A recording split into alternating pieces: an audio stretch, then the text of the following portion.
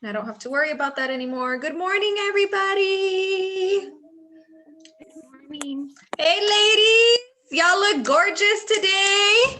Norma, Angelica's got that gorgeous headshot. I want to see your face in real life. There you are. Good morning, Norma. ¿Cómo estás? Good. We're doing good. We're so happy to see you here. Me and Anaí, we're talking about how excited we are for you because we can really tell that you're really taking to heart everything that's going on and you're really implementing everything. And so we're super excited to watch your business grow this year. Yes, thank you.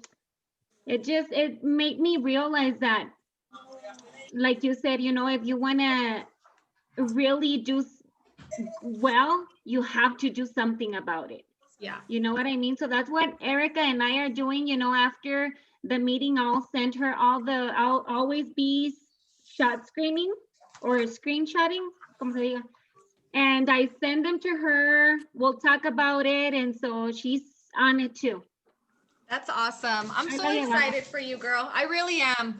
I'm so happy that you're showing up and taking the time. And I know how it is. It's we got 1,000 other things to do, and sometimes just sitting down and doing the classes, it's time consuming. At the end of the day, it is time consuming.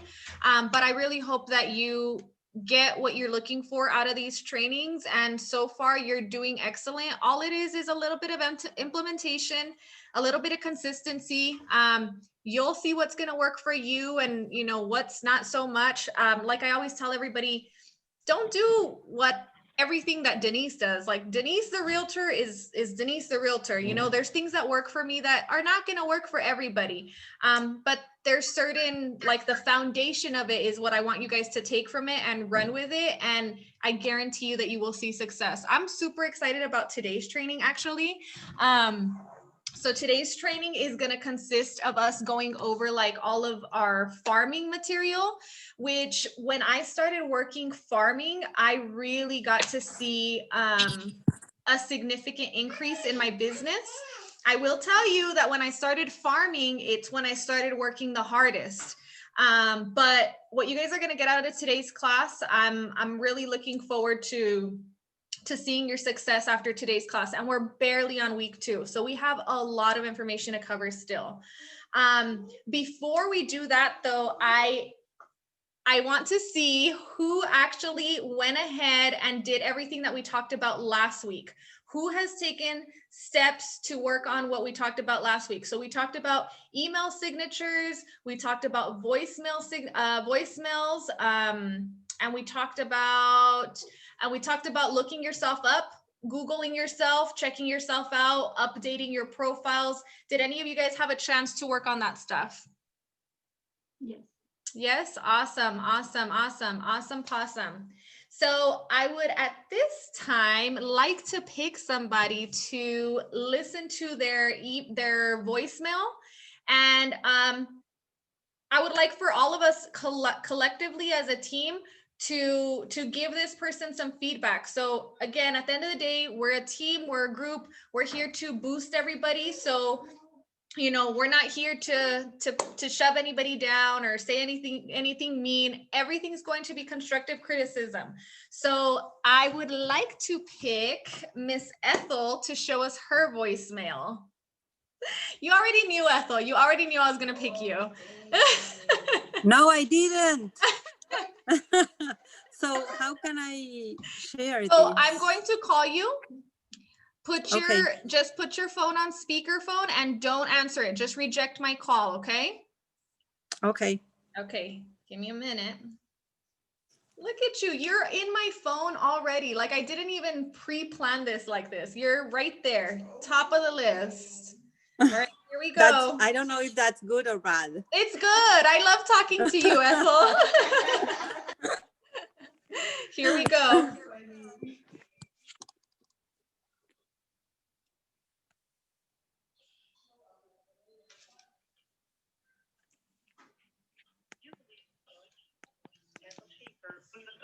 Oh, hold on. Let's do that again. That was my bad. Let's do that one more time. Go ahead and reject me. Okay.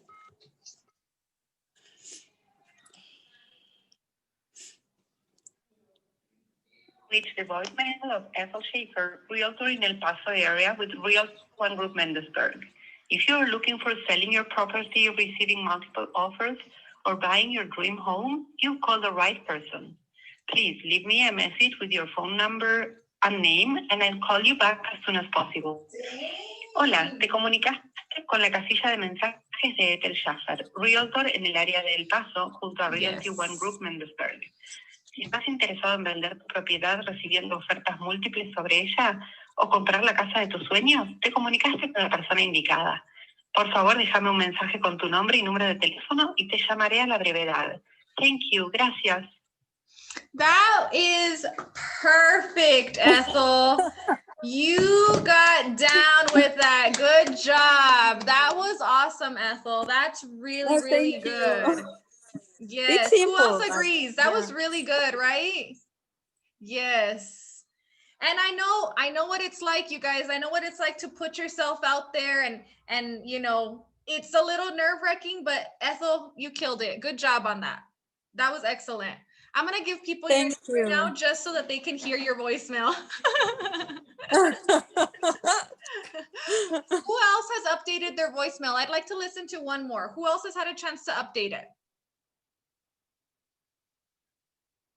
Norma, have you updated yours? I want to hear yours. I did, but now I feel bad because it was so good. Don't feel bad. Don't feel bad. You did it very well. Remember, we all have our own brand. We all have our own personality. We all have our own signature touch and feel. So don't feel bad. I'm going to call you. Reject me, okay? Reject me. Get used to rejection, guys. That's what we do. Girl, I have so many Normas in here. Oh, no. It's the 575, Norma? Yes. Okay. Here we go.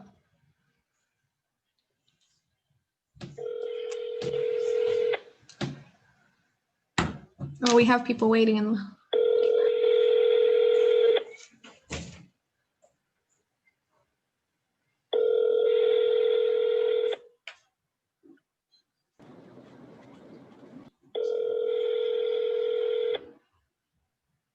Am I calling you or am I calling the wrong Norma?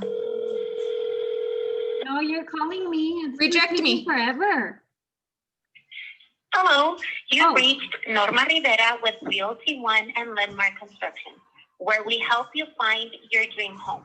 Please leave a message, a name, or text, and I will get back to you. Recuerda que también hablo español.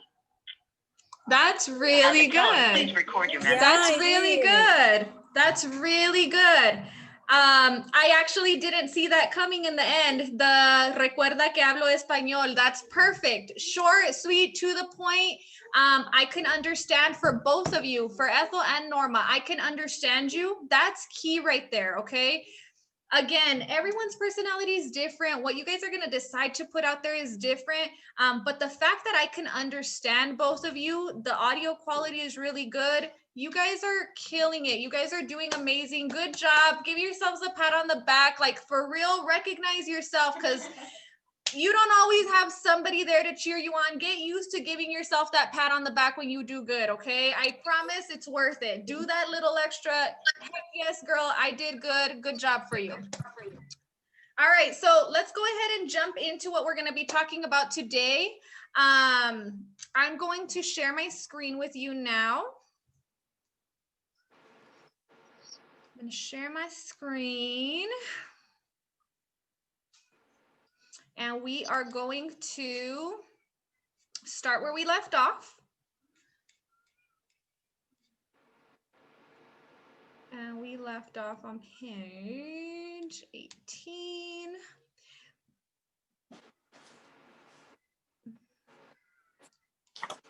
All right, so today, like I said, we are going to be reviewing developing your farm. Is anybody familiar with what your farm means? Okay, that's not gonna let me do that. That's fine. Is your area of influence? Area of influence, good. Yeah. Target market. Target market, does anybody currently have an active farm that they're working on? No? Okay, perfect. That's okay. We're gonna go over how to pick your farm, how to decide where you want to farm, how you're gonna work it. So we're gonna go over all of that today. I'm sharing my screen with you guys, and I like seeing you. So I have a big, like I have all of my videos on there, but it covers up a lot of the information on the screen. Do you guys see my video also? Like, you do? Okay, so let me just make this a little bit smaller then, because it is gonna cover up a lot of information if I do that. All right, so the philosophy of farming. Basically, the philosophy of farming is that when we choose a farm and we work it very much like an actual architectural farm, okay? And so what that means is when we pick an area that we're gonna work, the first thing that we have to do is plant the seeds. Okay, we have to plant the seeds, and just like if we were working on a regular agricultural farm, we're gonna have to cultivate and nurture the farm before it actually grows. So much like anything in the world, anything that's worth doing, sometimes it's going to take a little bit longer for us to see the results. So it's not something that you are going to immediately see the results, but if you put the time and effort into cultivating and nurturing this, eventually it will begin to grow and produce the fruit at which you can start to use. So here's how we're going to do this, okay? There's a couple of different methods to farming, or a couple of different like sublets to farming. The first one is your geographic farm, okay? So that's pretty much specific to a neighborhood or a community. Now, how do you pick this neighborhood or community? We're going to get into what research you can do on choosing a neighborhood or community. But if you wanted to just get to the point and get started today and not really think about it too much, a good option for you to begin with is for you to actually begin in your neighborhood and your community. Why? Because you probably already have a lot of things in common with your neighborhood and your community. For example, if you have children, your children are all probably within the same school district or within even the same school. So you probably already share that in common if you have kids. You all probably have in common your financials. So typically, whenever we're buying a home, we're going based off of what we qualify for. So we're typically living in a neighborhood where our finances are more or less the same in comparison to our neighbors, right? So like the jobs, the type of careers or jobs that we have, they're gonna be pretty similar. Another way for us to, a different type of a farm is a demographic farm. Okay, so let's say you didn't want to look for a community specifically, like you didn't want to actually do like a subdivision. You can actually look for a specific type of client. For example, you could specialize in first-time home buyers. That could be your specific demographic. You could specialize in a demographic that I've recently picked up is like military that's relocating into El Paso, or not even necessarily military, but just anybody that's never lived in El Paso before. Those are pretty fun for me to work. It's a new demographic that I picked up a few months ago, but that's a specific type of client. They require a specific type of treatment. What else? We could also do distress sellers. So you could specialize in pre-foreclosures, for example. There's actually ways for you to buy lists of people that are 30, 60, or 90 days late on their mortgage. So that might be your specialty. You might want to specialize in people that are about to get foreclosed on, and your job is to come in and save them, basically. And you can get them a quick offer. You can put the property on the market quickly, or you can work with investors on the back end and get them some wholesale deals. The third type of farm is going to be your psychographic farm. And basically, this is where you build a farm based solely off of common interest. So the way that this works is you really just have a group of people that you have something in common with. For example, I have one realtor friend in mind. He golfs all week. He golfs all week. And the reason that he golfs all week is to build his relationships with his golf buddies. So when he's golfing, he's not soliciting for business. Okay. That's key. If you're going to do this, you cannot solicit for business. What it is you're doing something that you're genuinely interested in. So you're spending a lot of time there. And then little by little, you create a group of people, and all of these people come into your group, and you become the real estate specialist within that group. It's essentially a new group of friends that you have. Okay, it's a new group of friends that you have, and what you share in common is this interest. So it might be golfing, it might be hiking. There's this girl that I follow on social media. I swear she hikes every day. I don't know what she does for a living. But she hikes every day. And that's something that she could, if she was in sales, she could cultivate by bringing people with her, because it's something she's already doing. I'm already hiking every day. Let me invite a few people. And if anybody's interested, now I'm leading this group of hiking, which is my true passion. I'm not soliciting, but just like me, I'm sure other people are like, girl, what do you do for a living? Like, eventually the question will come up, and she might be like, well, I actually sell real estate. So I do my morning hike every single morning. This is what I'm passionate about. This is what I love. And then I go and sell real estate. I know people that gym every day, and when they're in the gym, they're there every single day at the same time. And so they get to know the people that are there at that time, and little by little, they cultivate these relationships. I think there's a couple of things to keep in mind with your psychographic farming is, just like every other type of farm, it's going to take a little bit of time, but with this one, you cannot be actively soliciting. You don't want to come off like, hey, I'm just here because I have this agenda to sell. This has to be something that you're genuinely interested in. Another one for moms, if any of you moms have, I know this is a little harder now, but like if you're involved with PTA, I know that's something that I've done a couple of times, and it's really just showing up to that monthly meeting, volunteering every once in a while, helping out with the kids, and sometimes they'll just ask you, like, what do you do for a living? I want to know what these other moms do for a living too. So it comes up. Does anybody have any questions on these types of farms before we move on to the next slide?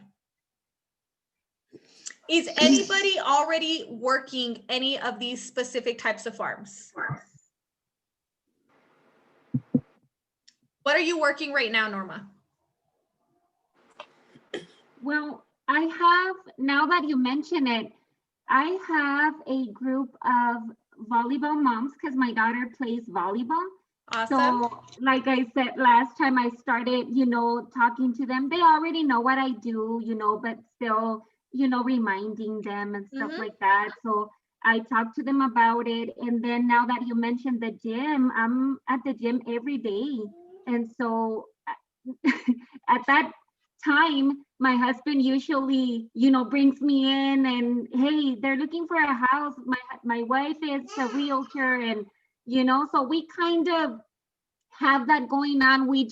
I just didn't know what it was called or what it was, but I realized I'm already doing a little bit. So. And I figured at least one of you was going to say that, because yes, when I was going through preparing for this, I realized there's a lot of farming that I do sin querer queriendo. I don't really think about it, but But now when you know what you're doing and you understand, like, I'm already kind of doing this sin querer queriendo, what if I actually put some effort into it? And what if I actually had a plan to go with it? You know, what if I had some goals to hit with it? So now you're saying like, pues sin querer queriendo, I'm already involved with volleyball and I'm at the gym very, you know, very systematically. Well, how can I be a little bit more strategic now? And so that's what we're about to get into. All right. Another thing is sometimes your demographic will just come to you. That's something that I noticed when I first started. I never really actively tried to get first-time home buyers, but when I first started, they just came. And I think a lot of it had to do with the fact that that was my demographic. I failed to acknowledge that all of my friends were in that space and that age of like, they're all either getting engaged or getting married or having their first child, but they're all in that age of like, hey, it's about time to buy your first home. So I had a few clients before I realized like, these clients just kind of tend to come my way. Like, let me figure out what I really need to do to cater to these people, because for whatever reason, I'm attracting them. They enjoy working with me, and it became my specialty without me really trying, just because of how many I got back to back to back. So a lot of times that will happen. It's something to keep in mind if you're brand new. A lot of times we go in with the mentality of, this is what I'm going to do and this is what I'm going to specialize in.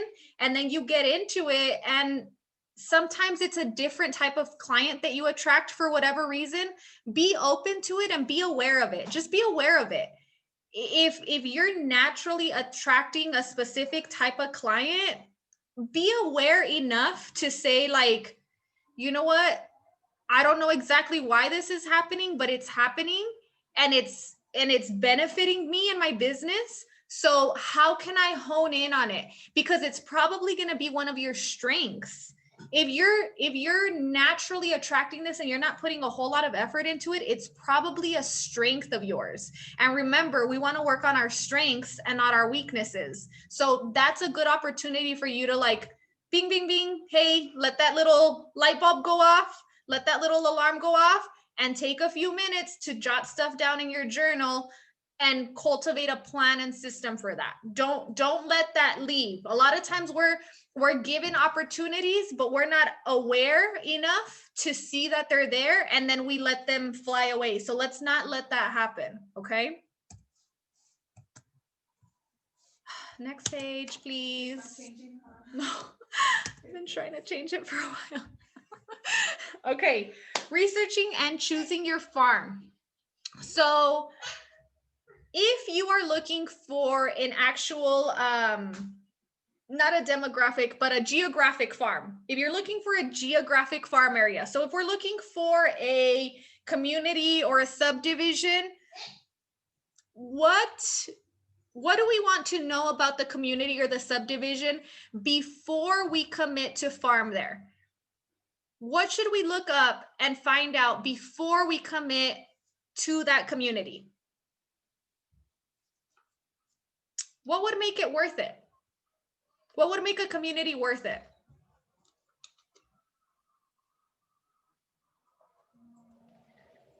The schools, if it has HOA, what kind of shops do you have around? If people are older people, if they are younger people, if they have family, if they have kids, I don't know. I think those are all great questions. So Ethel actually, she threw in a lot of geographic questions, but she also threw in demographic questions, which is good. So yes, HOA, for example, what are the home prices? What does the HOA look like? Remember, at the end of the day, so we want to enjoy ourselves, right? We want to have fun working, but at the end of the day, we also need to make money. We're not doing this for a hobby, okay? Everybody's here to make money.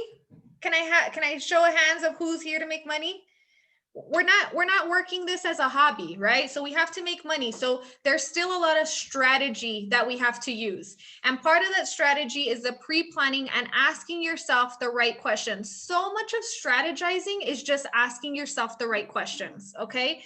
So if I'm about it, let's say we're in week 2 of January, right? We're in week 2 of January, and I want to pick a farm area to commit myself for the rest of the year. I'm going to pick one neighborhood to commit myself for the rest of the year.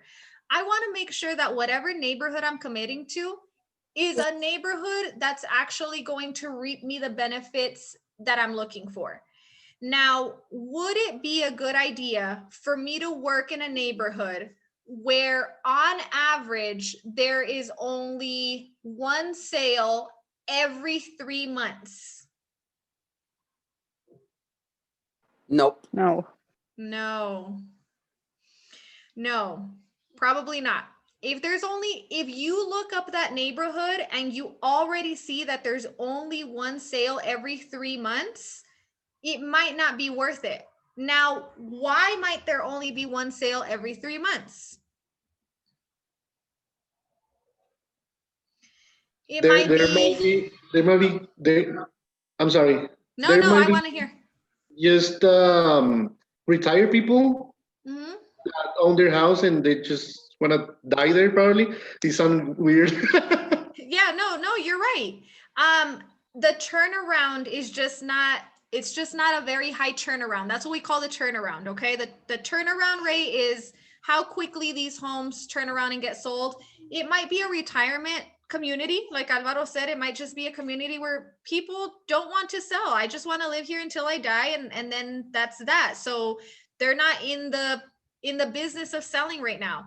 A lot of our luxury communities, they don't sell as frequently either. So for anybody that's considered going into luxury, this is going to be one of the downfalls of working those types of communities. Can you work them? Yeah, you can work them. You can make some nice, good sales, and you only need 3-4 sales per year to make what you need to make all year. But you're going to have to be really patient, and you're going to have to be all over that community to make sure that when somebody is ready to sell, you're the person that they call, because there's just not enough inventory in there. Okay. Another thing that you might want to consider is the agent saturation. So how many agents are already working that community? And We all how do you know that? Because So- of the signs, or? So you can do it a number of ways. Obviously, you can walk the neighborhood, you can drive through it and see the signs. But in reality, what we want to look at is the MLS. So almost like you're going to do a CMA for yourself of the neighborhood, because you really want to research the neighborhood and see like what's actually sold, right? Because it's not real unless it's sold already. So let's look at the sold sales and let's see how many homes have sold. That would be my first question. And I would probably break it up for the year and then quarterly. So how much is selling in the year? How much is selling per quarter? How much is selling per month? What's the average sales price? Remember, you all are trying to hit certain sales goals. So let's say that I'm in a community and I like that community because I actually live in that community, and I would love for this to be my primary community. I go in there, I see that they have a bunch of sales per year, a bunch of sales per month, but the average sales price is $150,000. Well, that would mean that when I did my goals for the year, when I did my planning for the year, I was averaging that my average sales price was going to be 200 or 250. Now I'm looking at an average sales price of 150. I have to decide, do I want to stick with this community and have to sell more units? Because in order for me to hit my goal, I'm going to have to sell more units now. Or do I just want to go and look for another community where the sales price, the average sales price is a little bit higher, and I can stick to the game plan? Turnover rate, we talked about that. How often are the homes being sold? agent saturation, how many agents are actively working in there, and then what's the potential return that you could have? These are all good questions to ask yourself. And then like Ethel said, what's the demographic in there? If you can find out what the demographic is, if there's a specific type of demographic that you like working with, you might want to go based off of that. I always kind of poke fun at my cousin because she's so good at working with older people. I don't know what it is, but she's so good at working with older people. I don't naturally have that connection with older people that she does. And it's really cool for me to watch her work. I tend to work a little more, I guess more naturally, more comfortably with younger people, like especially straight out of like high school, like the teens, the 19, 20, the younger. For whatever reason, I've grown to understand that about myself. That doesn't mean that I can't work with older people, but naturally that's what comes a little bit easier to me. Okay.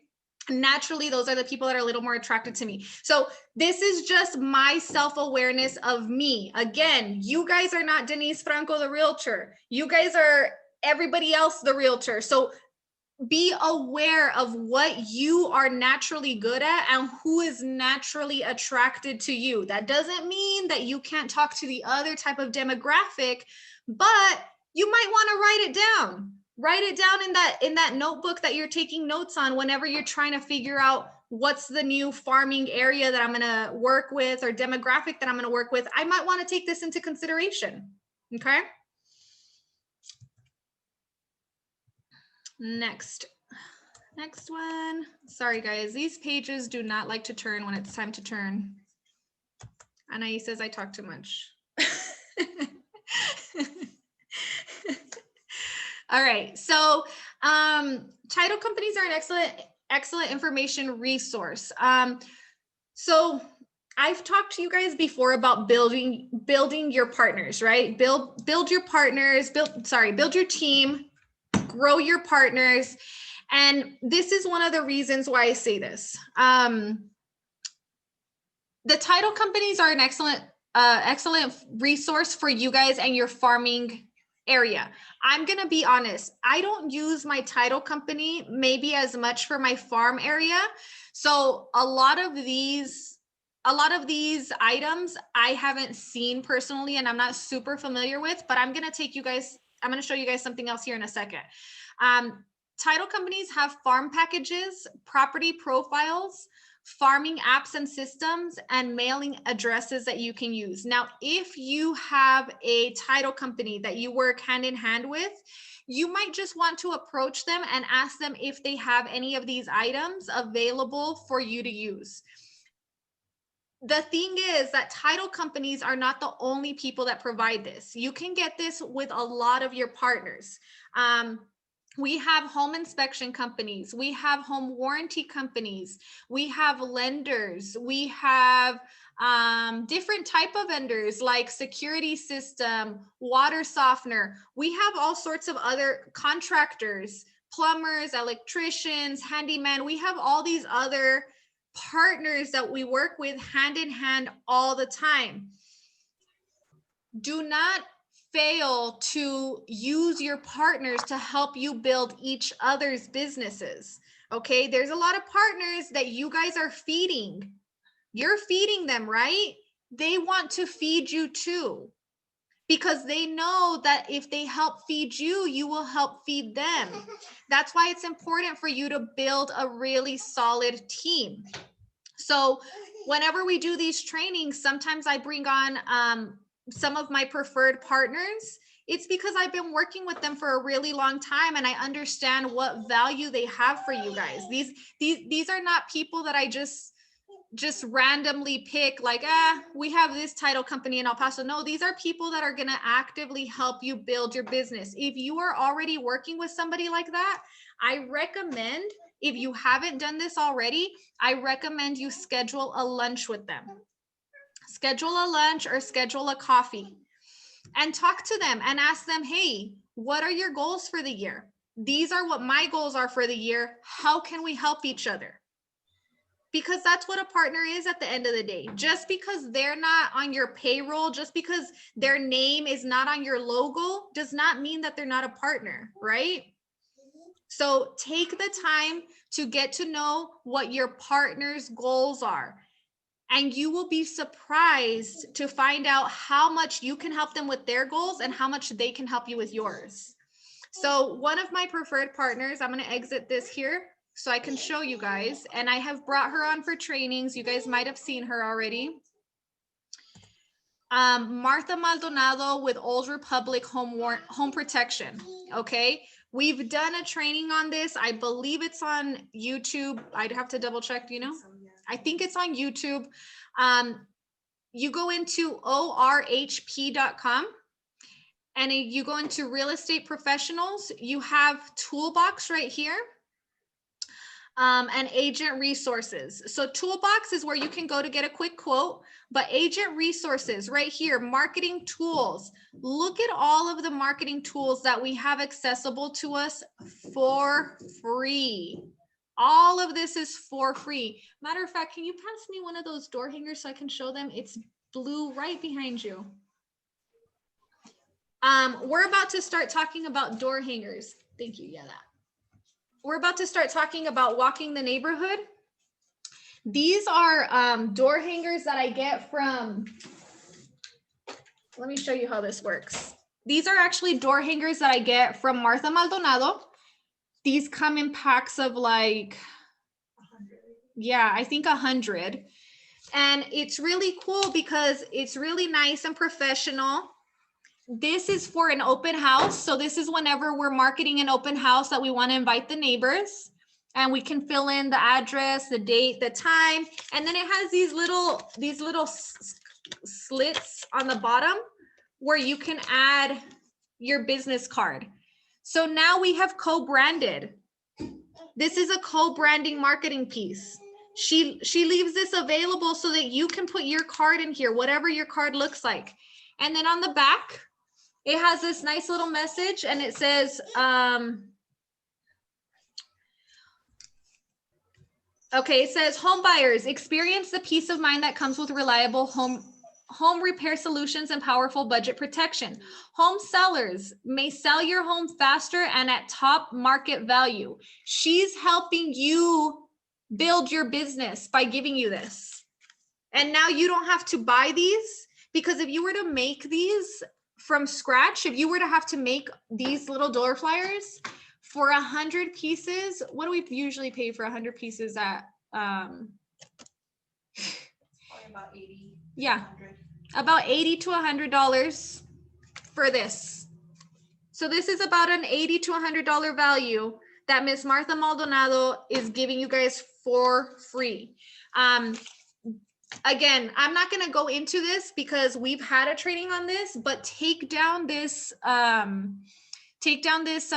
website and go in here and play with it. Agent resources, marketing tools, and then you can go in here and you can see she has newsletters in there. She has e-cards. She has all sorts of business building tools in there. So that's what I mean by build your business and help each other with your tools, basically. All right, how do I get back out of here?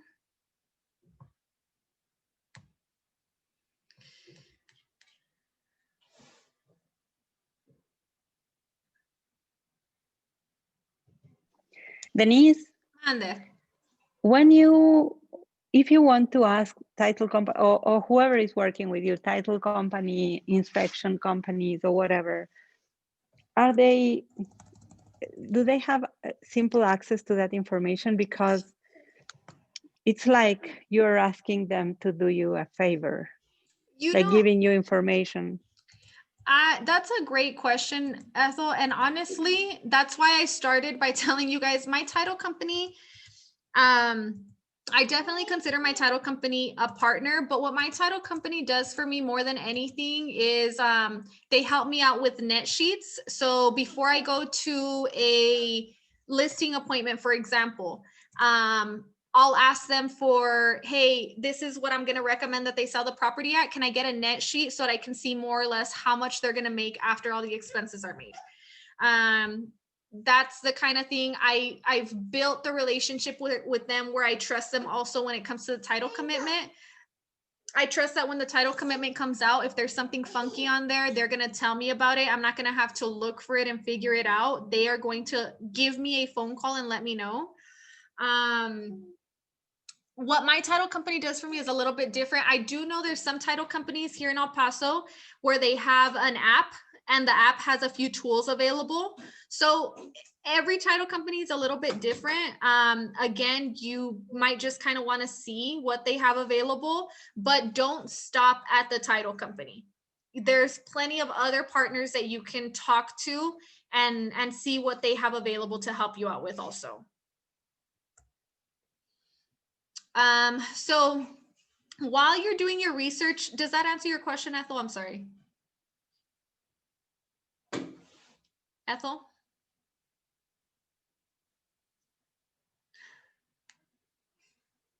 Okay, I hope that answered your question, Ethel. Let me know if it didn't, though. Yeah, you did. Sorry, okay.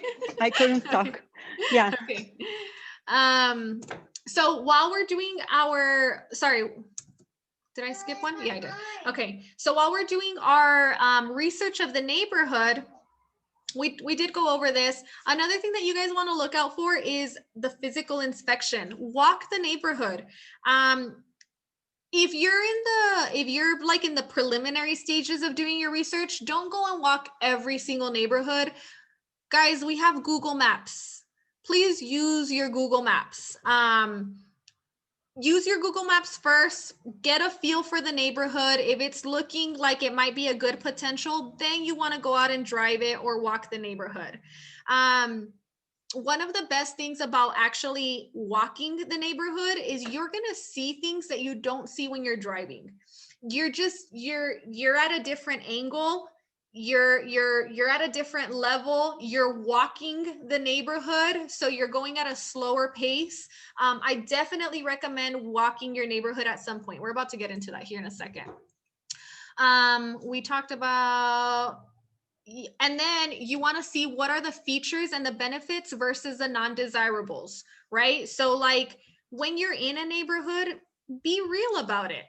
What's in there that's awesome and what's in there that's not so awesome. For example, one of the communities that I picked up last year, I started door knocking. And when I started door knocking, I discovered that they had these cool little dog parks inside the neighborhood that I had no idea about. Like, unless you lived in that neighborhood, you wouldn't know that these little dog parks existed. So obviously, whenever I would do an open house in there, and people would come in, now I knew about these secret little dog parks, and I would ask them, like, do you guys have any pets by any chance? Oh yeah, we have 2 dogs or 2 cats or whatever.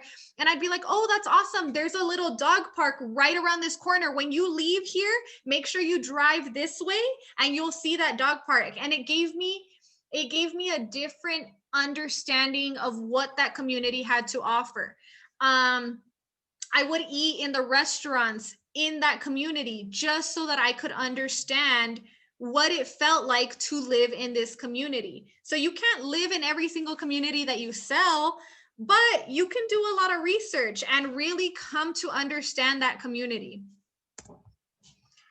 So now once you actually pick a community and that's the farm that you're going to work, here are a couple of things that you can do to start planting the seed in the community and nurturing that community. Okay.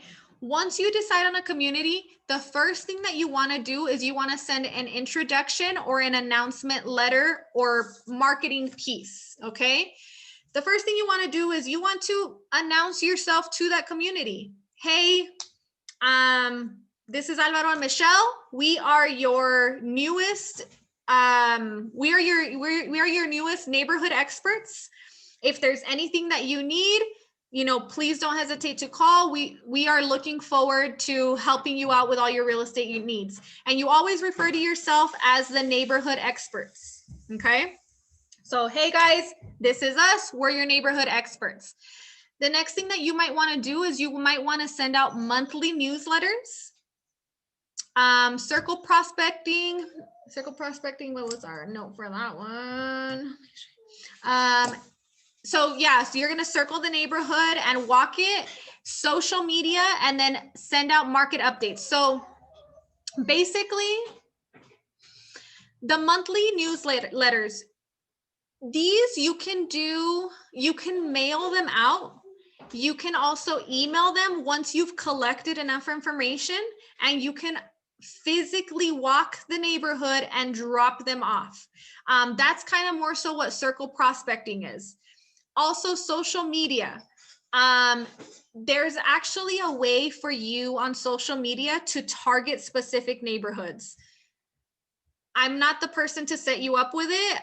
You're going to have to talk to a social media marketing expert, but there is a way for them to narrow down the search to where, like, let's say that you're promoting a post, you can promote it specifically in that neighborhood. There is a way to do it. I'm not the person to do it. You're going to probably have to hire that part out if you don't know how to do it yourself, but that is possible. And then market updates. Remember, one of the biggest things that I learned in sales is you always want to offer value before you ask for anything in return. Write that one down. Always offer value before you ask for anything in return. Okay, if you don't want to come off as a sleazy salesperson, don't just ask and ask and ask and not give anything. You have to begin the transaction by giving something of value. After you've given something of value, you're more likely to get something in return. It's the law of reciprocation. The law of reciprocation basically says that somebody is more likely to do for you once you have done for them. And if you treat somebody bad, they're more likely to treat you bad after that also. It's the law of reciprocation. It goes both ways, okay? So marketing updates. This is an awesome one. You guys can go around door knocking and offer complimentary market analysis of that property. Something that you guys can do right now, this is like a little trick. I've done this one before, is we're about to hit tax season, right? Everybody's waiting for tax season. Well, in real estate,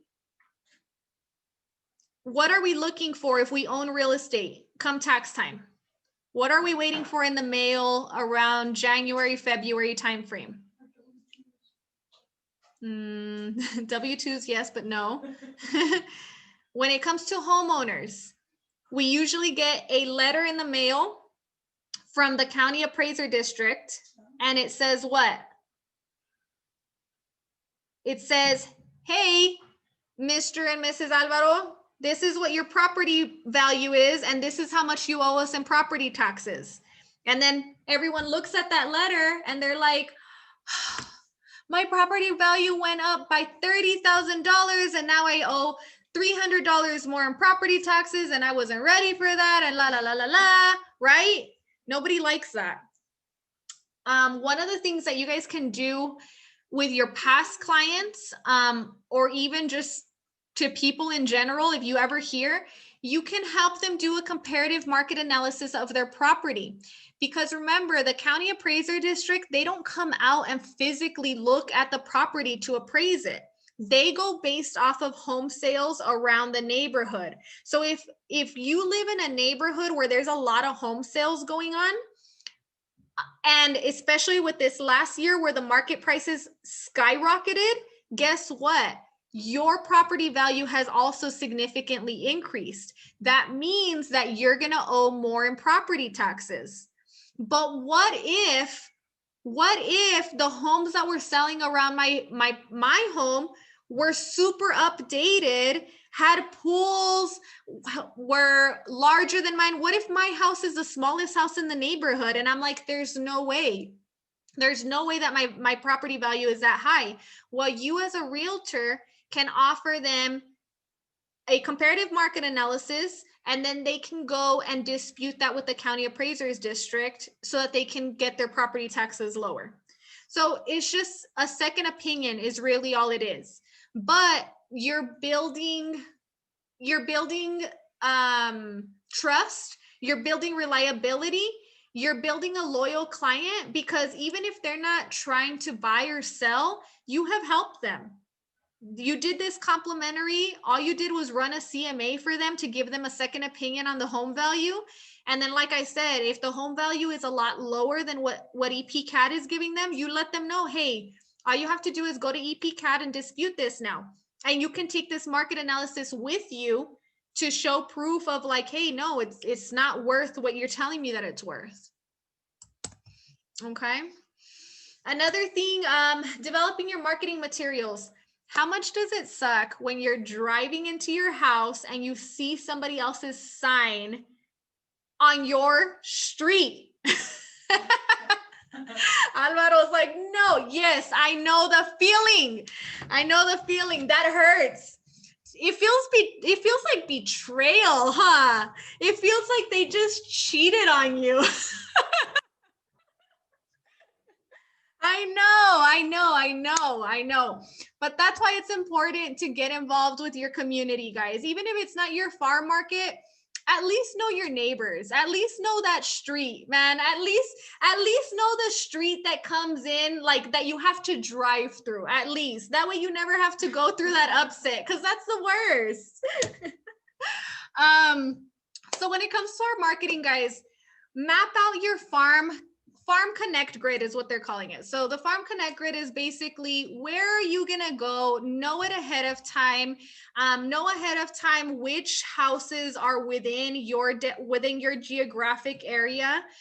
If you're gonna go out and physically door knock, have a map ready for yourself. You always want to have a consistent message. You always want to have quality materials. I think that's another reason why I like Martha. All of her material is like pretty quality standard material. And then you always want to have a call to action. So door knocking was my thing.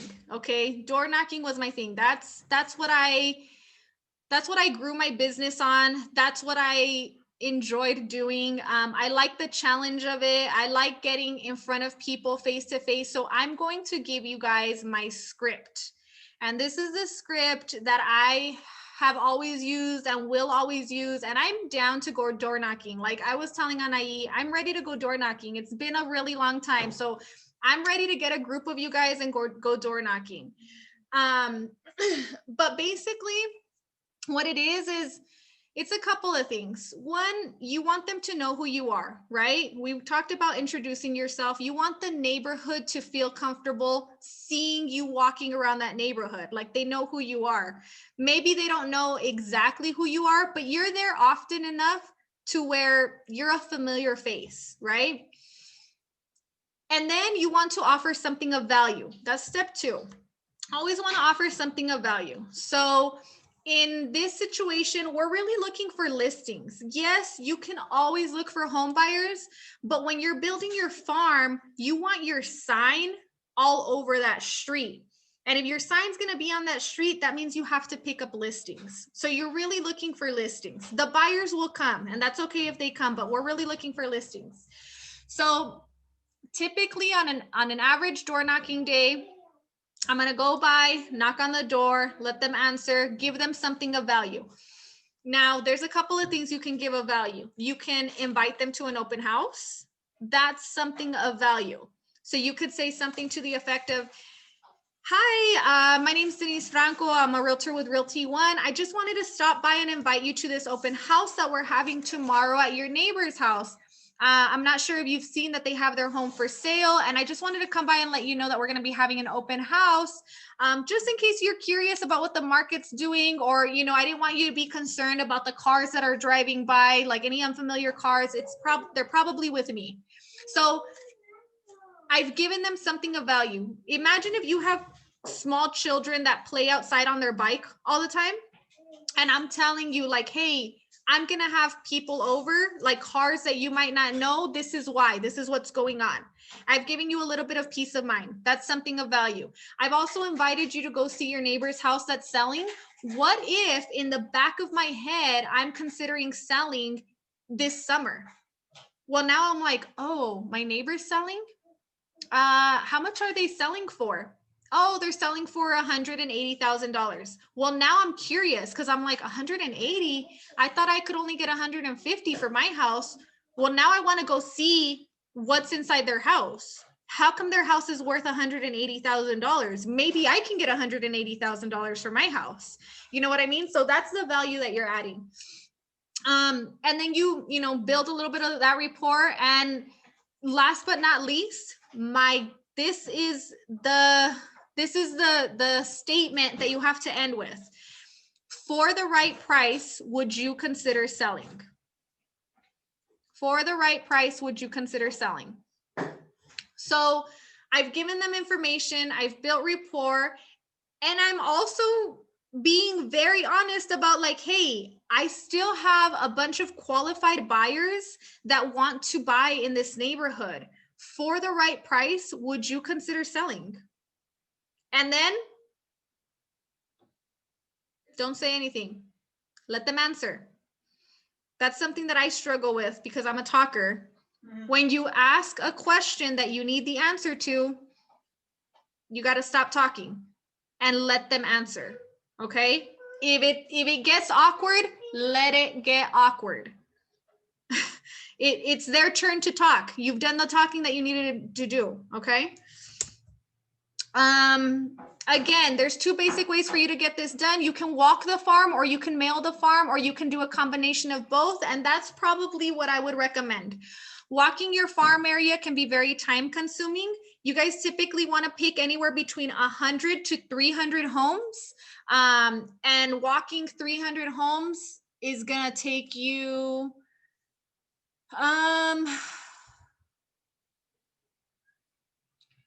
so walking 300 homes is going to take you about 6 to 8 hours to walk.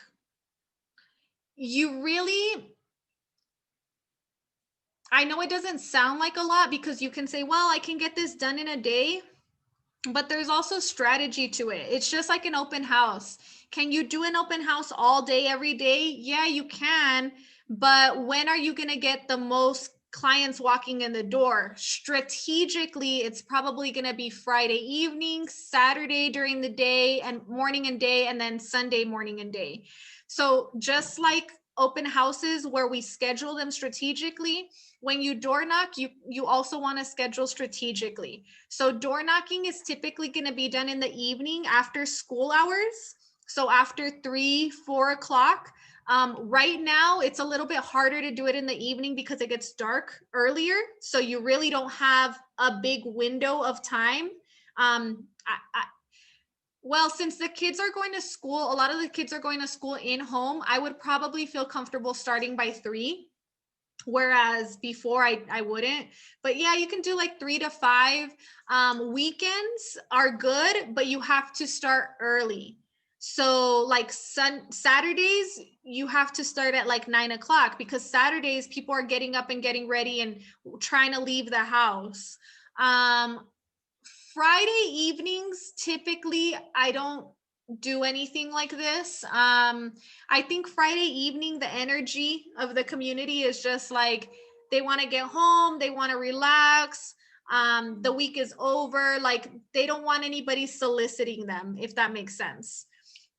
And then Sunday also during the day, Sunday you're either gonna have to come in super early, like 9 o'clock, or you're gonna have to come in like after church hours. So like Sunday's a hit or miss. Okay, sometimes you're just gonna miss people because they're at church. Saturday morning is your best day.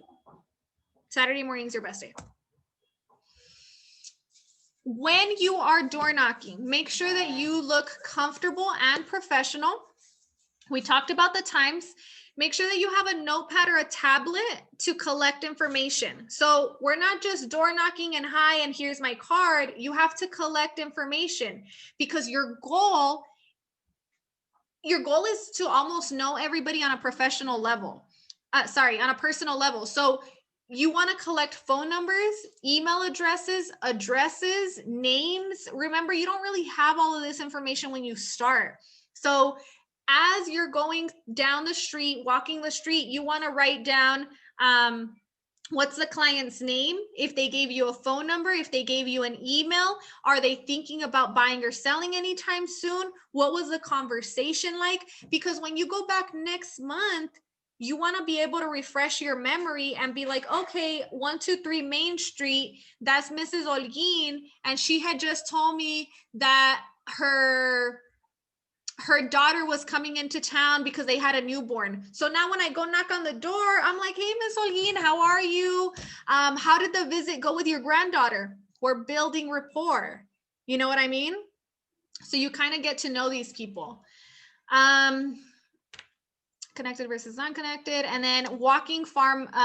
There's also some apps that are available. I've personally never used them, but there are some apps available for when you're walking your farm area. You're more than welcome to look into those. I want to say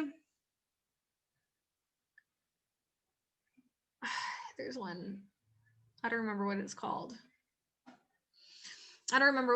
But do some research.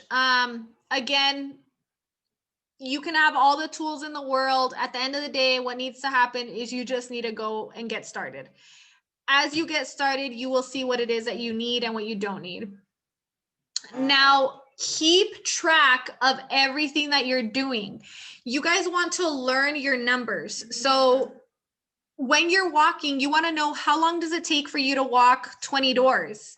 Because when you're scheduling it, you need to know, like, well, how long is it? If I want to walk 100 doors per week, how long is that going to take me? So make sure that you guys are keeping track of how long is it taking you? How many homes are you knocking? How long did you walk for? We talked about the information, improvement changes, and look for damages. So a lot of times I would also be walking the property. Once I got to a place where I could be a little bit more picky with my listings, if I was walking a property and the property just looked really, really distressed, and I already knew that I didn't want to put my sign in front of that house, I would skip it. But those that are getting skipped, that might be somebody else's target audience, because somebody else might be looking for those distressed homes. So, I mean, just be aware of what you're looking for. Is that my last page? Last but not least, we're going to finish with the one habit. Have you guys had any luck with your 3 phone calls, 3 added people, and your 6 notes since the last time we talked? Any luck, any success stories? I would love to hear some success stories from anybody that is trying this, working it, and what's going on with that. Norma. So I started with the calls, and they're probably like, how do you say, like not immediate clients, but it's clients that, not really clients. So it's people that have reached out to me, you know, telling me, hey, my friend is looking for a house. I told him about you. Like I get them like mostly like on Messenger, because I do a lot of posts on my Facebook about the company and about meeting a realtor.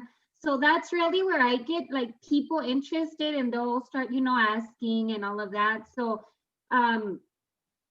so I have like people telling me, you know, a friend is looking for a house, or I'm thinking about buying a house, and so nothing happened. So I go back, because I started going back and asking them, you know, how they are doing, how's the buying a home going. So I kind of, more than anything, reminded them that I haven't forgotten about them, that I'm still here, you know, if they are, you know, still going about buying a house, or reminding them about, hey, your friend was looking for a house, just let her know that I'm still, you know. I've started doing a lot of that more, like going back and just ¿cómo se dice? Follow up. A follow up, yes. Whenever they're talking to you about their friends, are you, how do you tell them to get a hold of you? Do you tell them to just give them your number, or you collect their number, or how do you go about that? You know what? Sometimes I usually ask for their number, like, yeah, give me their phone number. I can call them. Sometimes they won't give it to me because I guess they're just not sure if that other so they're like, well, I'll let her know to call you or to contact you. So I'll give them my number. Yeah. Sometimes they call, sometimes they don't. And that's when I follow up, just to let them know, hey, I'm still here. Yeah. So something that if you're talking to your friends, something that I do with my friends is I'm super honest with them. I know that they think of me as a salesperson sometimes. I know that their friends probably think of me as a salesperson sometimes. So when they give me information like that, first I ask a lot of questions. I ask so many questions. Like I ask as if they were the buyer, and they're not going to have the answer most of the time because they're not the buyer. But I'll keep asking questions until they can't answer them anymore, because I do want to get as much information as possible to see if I can genuinely help them. Don't be afraid to ask questions. If you ever feel like you're coming off salesy, it's probably because you're not asking enough questions, honestly. Because when you're asking questions, the message that you are relaying is, I need to know if I can help you. And I need to have the answers to these questions to know if I can help you. Just because I'm in sales doesn't mean that I want every single client that comes my way. I cannot help every single client that comes my way. I know that. They might not know that, but I know that. So ask a bunch of questions almost as if they were the buyer, or like if they just kind of assume that they know this information until you start to see that they don't have the information. So like, okay, cool. Is it their first time buying? Yeah, it's their first time buying. Okay, awesome. Do you know if they've done anything yet? Like, do you know where they're at in the process at all? No, I mean, I don't really know. It's okay. I can figure that out. And you ask them these questions, and then be very honest. Be like, hey, look, I'd love to see if I can help your friend out. If they're comfortable with you giving me their number, let me get their number. I'll be honest. If you give them my number, they're probably not going to call me. I won't bug them. I'm just going to call them and introduce myself and see if I can help them. If I can help them, cool. If not, cool. But like, ask them if you can give me their number. And then make sure that your follow-up game is strong, Norma. You have to follow up the next day. So we can't let them sit on it for too long, because they'll kind of forget about it. The energy kind of subsides. So we have to get to them right away the next day. Hey, I was just thinking about your friend. By any chance, did you have a chance to ask them if it's okay, if it's okay if you share their number with me? And now they're like, oh yeah, they probably never even asked. So they're like, oh yeah, let me ask them now. And they're gonna shoot them a quick text message. Hey, is it cool if I pass your number on to my realtor friend? Yes or no? And if it's a no, no worries. Just give them my number and let them know that I'm ready to help them whenever they're ready. Okay. But that's good. I'm glad you're working it. Your 6 notes, you guys, I did get questions on that after the training last time. Your notes can be anything from thank you notes to birthday notes, anniversary notes. You all have Facebook. You can jump on Facebook and see who has birthdays coming up this month. You'll be surprised. There's people on there that have birthdays coming up that, you probably have their address to, and you can just send them a nice little birthday card in the mail. Like, who doesn't love getting surprises in the mail for their birthday? Send them a birthday card, maybe even a $5 gift card to Starbucks or something. Just let them know that you were thinking about them. Thank you notes is my go-to. You guys can start by thanking your business partners. When was the last time that you thanked them for the work that they do for us? Your inspectors, your title company, your lenders. When was the last time that your lender pre-qualified somebody or closed out one of your clients? You can start there. Okay. And that's pretty much it for today, you guys. I hope that you guys got something out of this. Again, door knocking is my thing. If you guys have any questions after this, let me know. I will put together a door knocking day where we can go as a group and maybe make it fun and challenging. Maybe we can do like, I don't know, who gets the most contacts that day or something like that. COVID is starting to subside. People are starting to get their vaccines. The weather is amazing right now. Door knocking in the summer sucks. Take advantage that the weather is nice right now. And just get to work. Starting your community, start researching what neighborhood would you love to own? Ask yourself that. What neighborhood do I want to own? And by own it, I just mean like every street corner that I take, I'm going to see my sign on it. What neighborhood is that for you? Figure it out. Do some research. Let us know what that neighborhood is on Monday. On Monday, we want to know what that neighborhood is. And if you haven't already worked on your voicemails, please work on your voicemails. You all heard how amazing Ethel and Norma sound. Like, make that happen. That sounded so professional. They made me want to leave both of them a message. So make it happen, you guys. I love you all. I will talk to you on Monday. Go out and kill it. Get yourself some leads. Work really hard this weekend. And I'll see you guys on Monday morning, okay? Thank you. Thank you. Bye. Thank you. Thank you. Bye. Bye.